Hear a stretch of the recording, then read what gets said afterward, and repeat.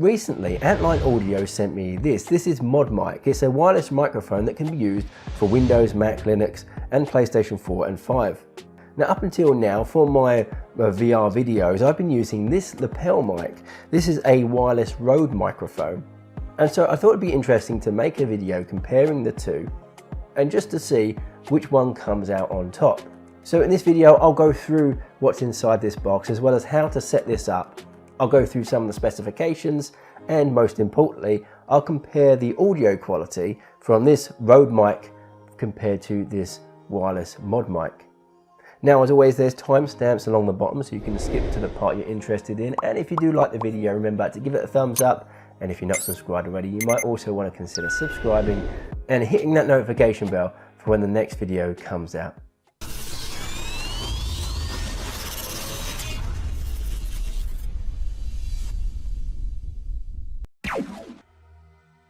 So now let's look at some of the specs for the ModMic.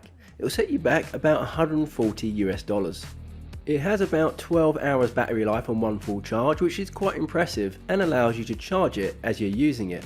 It can also be used across Windows, Mac, Linux and PlayStation 4 devices, just not with Xbox One. And if I jump to the top of the website, it also says that it can be used with PS5.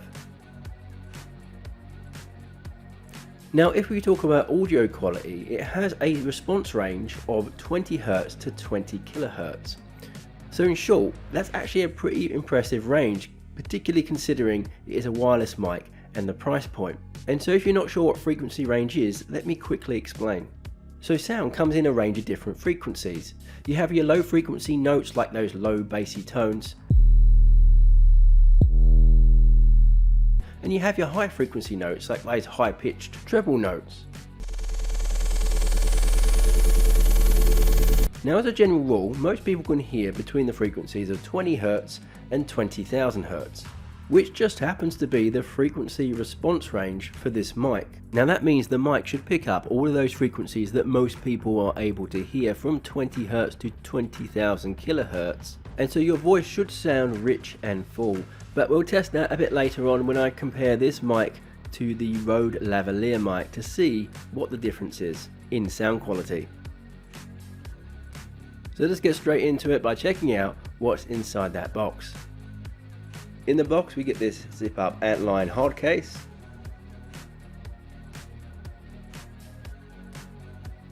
We also get the ModMic itself, and this comes complete with the magnetic clasp, a charging port, a flexible steel boom so you can position the mic how you want it, and a pop filter on the end of the microphone itself.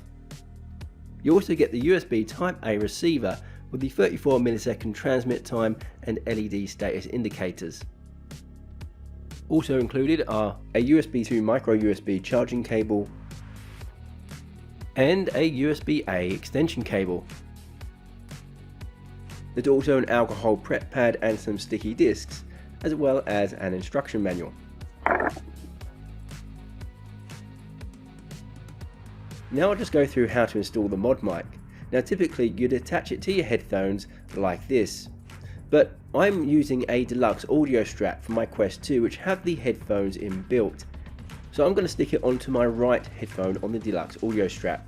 So taking my alcohol prep pad, I wipe down the area that I'm going to stick it onto. Now thankfully the sticky pad is about the same size as that black disc on the headphone, so that's where I'm going to stick it. On one side of the sticky pad is a magnet that I can just attach to the ModMic. It's quite a strong magnet and it will snap into place really easy. Now I snap it onto the ModMic before I fit it onto my headphones because I want to adjust the position of the ModMic just perfect so it's sitting about just around the corner of my mouth. So to do that I need to have it attached to the ModMic as I stick it onto my headset. And once that's stuck on, you want to leave it for at least 1 hour. I'm going to leave it for over 24 hours, just really make sure that glue has dried.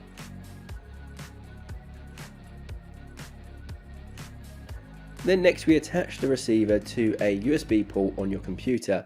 I'm using the extension cable that came with the kit right here, and you want to have the receiver in line of sight of your ModMic to make sure there's a good wireless connection, but also the USB receiver tells us when the ModMic is muted. It also tells us when the battery power is low. So if you want to keep the wireless receiver in sight at all times, you have this little mounting clip here you get with the kit, and that will allow you to mount the wireless receiver if you need to. Me personally, I don't need to do that, so I'm going to skip that step, but that's an option. So here I am using the ModMic. You can see it stretches down to around the corner of my mouth. That's meant to be the best positioning for it. I have it on omnidirectional mode, and I'm going to test it and put it through its paces by playing a bit of Swordsman VR and seeing how we go. So obviously it's not that intrusive, it feels fine, I can't even notice it being on my ear there, and it's not getting in any of the way of my arm movements or anything like that. Maybe if I played a different game, maybe like an archery game, it might be an issue, but for this type of game I'm not feeling any sort of obstruction by having it on my ear over here. So I do have it in omnidirectional mode. There are two modes. There's a unidirectional and an omnidirectional mode. Now the producers of the ModMic do recommend having it in omnidirectional mode if you can, because that mode is higher quality, higher frequency, has a better sound quality. However, that's not the best mode to have if you have other people in the room, other noises. Then you want to switch to the unidirectional mode. So what I'm going to try now is try the unidirectional mode, and just to see how that sounds. So you switched over just by the switch here. It's probably easy if I did take it off, but so now I'm over to unidirectional mode. So this should be a bit louder. This should also block out any external sounds, but apparently the audio quality isn't as good as in the omnidirectional mode. Probably should use this unidirectional mode when you have external noises, when there are other people in the room perhaps. This might be the best one to use. Otherwise, I'd probably keep it on omnidirectional mode as standard for that better audio quality. And I did do a quick test of the ModMic using an archery game just to see if it got in the way, and to be honest it wasn't that much of a problem. If I kept my drawing arm close to my chin I could pretty much avoid hitting the mic at all, but if it did become a problem I could probably just switch the mic to the other headphone, and that should eliminate any issue with that at all. So now let's try the Rode Wireless Go mic with lavalier.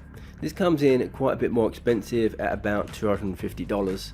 And do bear in mind, I'm testing the Rode Wireless Go 1, which I currently own. I do not have the Rode Wireless Go 2, which may be better given it is a newer version. And you're seeing the Rode Wireless Go 2 on screen here. It's $187, which might seem confusing. Why would it be cheaper than the first version? And I think the reason being, in part at least, is that it doesn't come with that plug-in lavalier mic that I'm going to be using in my video. Now the plug-in lavalier mic has a frequency response range of 60 Hz to 18,000 kHz, which is a more restricted frequency response range when compared to the ModMic. You can see now I've removed the ModMic and I'm using a lapel mic. This is a Rode lapel mic. It's also wireless. And now I'm going to compare the audio quality from this compared to the ModMic. Now obviously being a lapel mic, if I do this then you might hear my voice as a bit louder. You might hear my breath on the microphone itself. If I bring my head up, the sound should get a bit softer. So I guess that's one advantage of the ModMic compared to a lapel mic like this, in that the volume should stay reasonably similar no matter where I'm moving my head.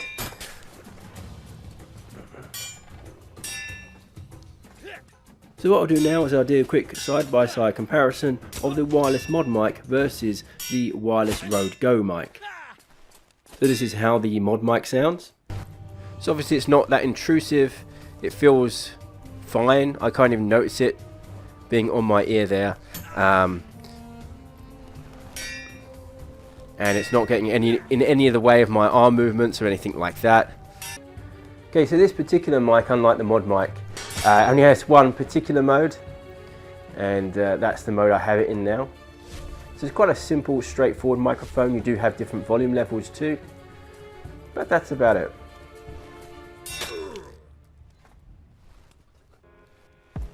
So which microphone sounded better to you? I think definitely the ModMic was the winner for me. I could just hear the difference in sound quality, as well as the fact that it seemed to have more features, it seemed to be cheaper, and just all round just a better deal. So I think the ModMic is something I'm going to definitely be using in the future. So that's it from me for now. Remember, if you do like the video, to give it a thumbs up, and if you're not subscribed already, you might also want to hit that subscribe button.